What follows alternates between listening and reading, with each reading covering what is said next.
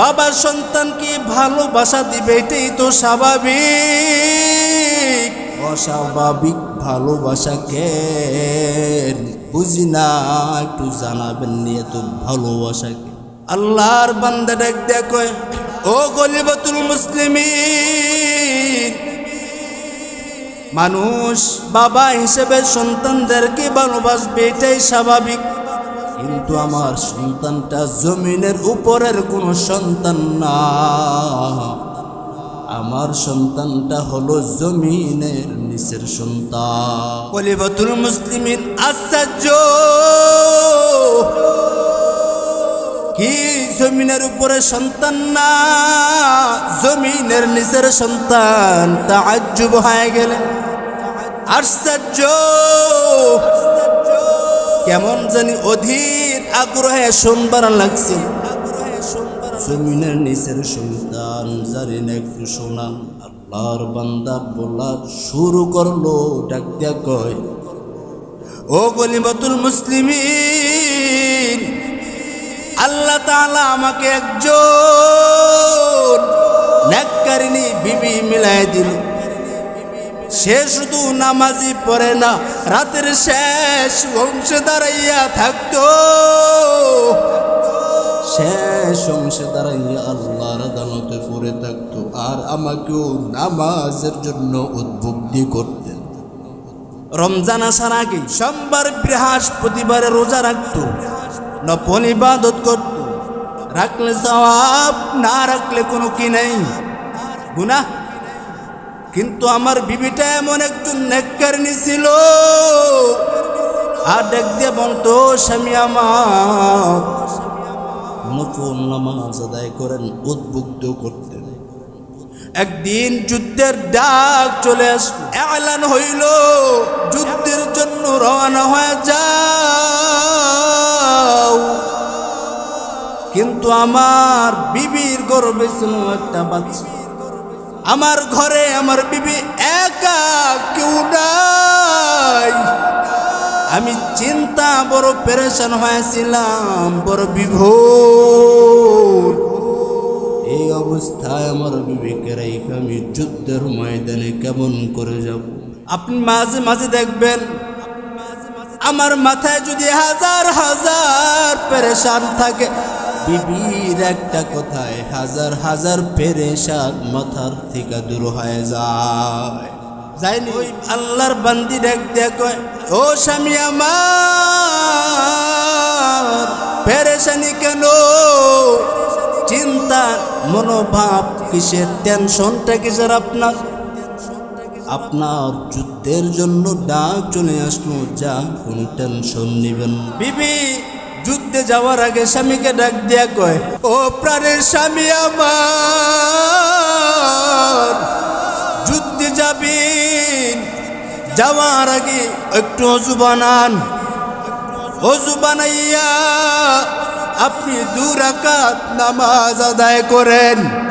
2 রাকাত নামাজ আদায় করলাম, আর ওই দিক দিয়ে ওদিন আগ্রহী খলিফাতুল মুসলিমিন হযরত ওমর ফারুক রাদিয়াল্লাহু তাআলা আনহু শুনতে রইলেন।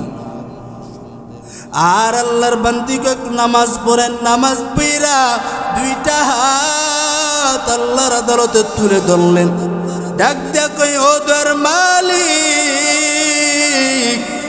যুদ্ধের ময়দানে রওনা হয়ে যাব,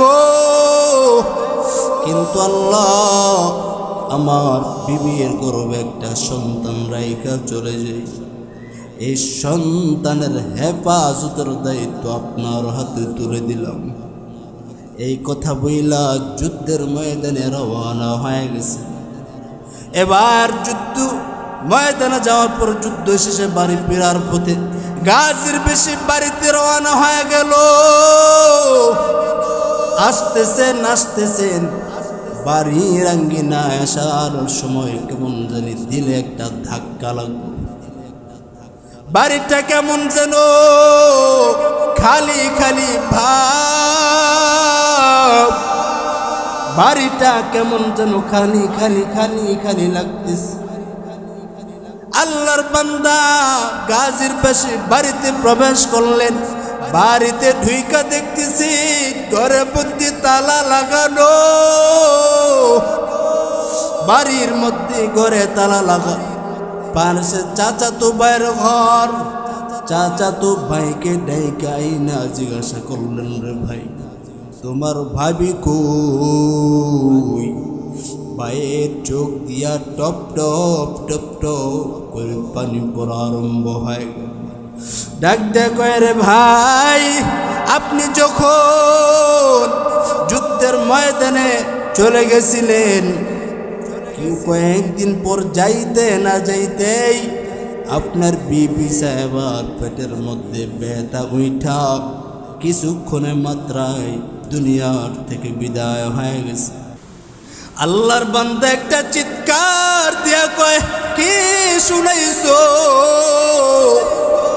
আমার জগতে মা নাই, বাবাও নাই। এই জগতে সন্তান যদি কোনো বিপদের সম্মুখীন হয়ে যায়, মা দৌড়াইয়া আসতো, বাবা দৌড়াইয়া আসতো। আজকে আমি মা হারাবো এতিম, আজ আমি বাবা হারাবো অসহায়। মাও নাই, বাবু নাই। যে একটা নেককারনি বিবি ছিল, ওই বিবিটাও আজ বুঝি বিদায় হয়ে গেল। চল, তোমার ভাবিকে কোথায় দাফন কাফনের ব্যবস্থা করছো? কোথায় দাফন দিছো? চল। কবর কোথায়? জঙ্গল, জঙ্গলে পার্শ্বে। সন্ধ্যাবেলায়, সন্ধ্যা ডুবে ডুবে, সূর্য ডুবে ডুবে যায়। ভাব যাওয়ার সময় দেখতেছেন যতটুকু সামনে যায় কেমন জানি জঙ্গলের থেকে বিশাল একটা আলোকিত ছড়ায় আসতেছে। আস্তে আস্তে আস্তে আস্তে করে পথগুলো হাঁটা যখন আরম্ভ করে দেয়, কবরের পার্শ্বে গিয়া তাকাইয়া দেখতেছেন একটা আলো দেখা যায়, আলো দেখা যায়। একটা আলো কবর থেকে আসমানের মধ্যে লাগানো। এই আলোটা উনি জিজ্ঞাসা করে, চাচাতো ভাই এই আলোটা কতদিন পর্যন্ত? বলো, ভাবিকে যেই দিন থেকে দাফন করাইছিলাম ওই দিন থেকে আজ পর্যন্ত সন্ধ্যাবেলা ঘনায় আসলে একটা আলো দেখা যায়। ওনার দিলে একটা খেয়াল আসলো, তাকাইল আসলো, যাও যাও এ চাচাতো ভাই, যাও ঘরের মধ্যে যাও, একটা কবর খনন করার হাতিয়ার নিয়ে আসো। কবর খনন করার হাতিয়ার নিয়ে আসলো। ওই দিক দিয়ে চাচাতো ভাইকে পাঠায় দিলেন, আর ওই দিক দিয়ে আল্লাহর বান্দা আমার মালিকের কাছে ডাক দিয়ে, খয়ের মালিক, আল্লাহ তুমি আমাকে কেমন পরীক্ষায় পালাইছো, কেমন পরীক্ষায় পালাইলা। যুদ্ধের ময়দানে নীলা আয়েশা বিবি গো হারায় বলল। কথাটা বলতে না বলতেই একটা গাইবি থেকে আওয়াজ আসলো। আসার পর তাকাইয়া দেখতেছেন সেই কবর, কবরটার মাঝখান থেকে দুই ভাগে ভাগ হয়ে গেল। আল্লাহর বান্দা একটু সামনে গেলেন, সামনে গিয়া তাকাইয়া দেখতেছেন ওনার স্ত্রীর উপরে একটা বাচ্চা খেলাধুলা করতেছে।